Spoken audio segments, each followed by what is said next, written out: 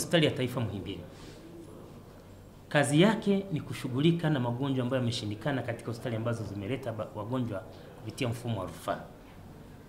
Kwa hiyo wajibu wetu hasa ndio huu, na sasa tumeanza kushika nafasi yetu kama Hospitali ya Taifa Muhimbili na kusimama pale. Kwa kuanza, tunatekeleza agizo hili au azima hii kwa vitendo. Tunakusudia ifikapo Januari 2017 kuanza huduma ya upandikizaji wa figo hapa Muhimbili. Jitihada tumeshaweka, tumekwisha peleka wataalamu karibu 20 nchini India kwa ajili ya kujifunza kwa vitendo upandikizaji wa figo kwa wagonjwa, na tunawatarajia kwamba watarejea mwishoni mwa mwaka huu. Jitihada ya kupanua maeneo ya kufanyia huduma tumekwisha anza, kama vyumba vya upasuaji na ICU vyote tumekwisha anza maandalizi, na tunatarajia kwamba ifikapo mwisho wa mwaka huu hivi maeneo ya kutolea huduma yatakuwa yamekamilika. Lakini na pia mjue kwamba kama huduma hii ya kupandikiza figo tutaifanya hapa, ambayo huwa ukipeleka mgonjwa nje na gharimu kati ya milioni 40 mpaka 60, maana yake ni kwamba mgonjwa akifanywa hapa nchini gharama itapungua kwa karibu nusu ya gharama, inaweza kashuka karibu 40% mpaka 50%.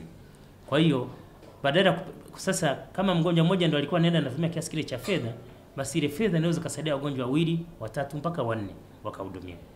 Lakini pia hatujaishia hapo. Kuna huduma nyingine imekuwa ikipeleka wagonjwa nje ambayo inaitwa huduma ya watoto wenye kuhitaji kupandikizwa kifaa cha usikivu, yani cochlear implant.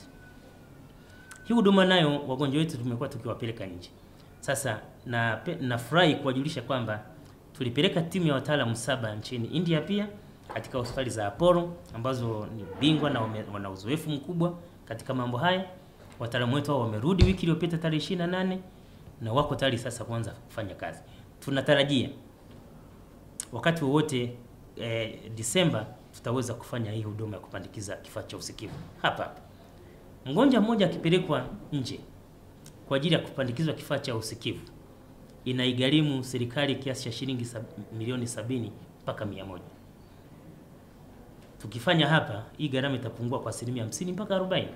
Manake wigo wa watu kadhaa kuhudumiwa unaonekana. Kwa hiyo napenda niseme tu kwamba hii ndio nafasi yetu sasa ya Hospitali ya Taifa Muhimbili. Tunatakiwa kutekeleza shughuli hizi.